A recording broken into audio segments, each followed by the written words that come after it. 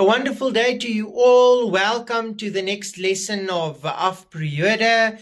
Today we are doing an English lesson and it's a short one. We are going to do the basics of what is a sentence. Now, a sentence are different types of letters put together that make words, and words put together that make sentences. Now, how do we know that a sentence is complete? A sentence is only complete when we have completed 5 things. Now, the first thing that has to be, or how can I say that, is compulsory so that a sentence is complete, is a sentence has to have a capital letter. It must start with a capital letter. Met ander woorde in Afrikaans 'n hoofletter. Ons moet 'n sin met 'n hoofletter begin. The second thing that a sentence must have, the sentence must end with a full stop.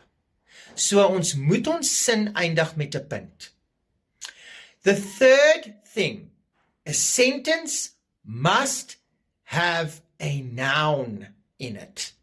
Met ander woorde, daar moet 'n naamwoord in die sin wees. Ons gaan later naamwoorde doen, and then I will explain all the different types of nouns we get, but now you should only know that a sentence must contain a noun.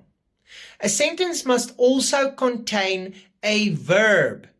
Goed, 'n werkwoord, an action or a doing word. And then the last aspect that a sentence must have, it must have a complete thought. Met ander woorde, dit moet sin maak. Daar moet 'n aksie plaasvind in hierdie sin vir jou om die sin te kan verstaan. It must have a complete thought. May you all have a wonderful break and a day that's left. See you the next Afperiode. Goodbye.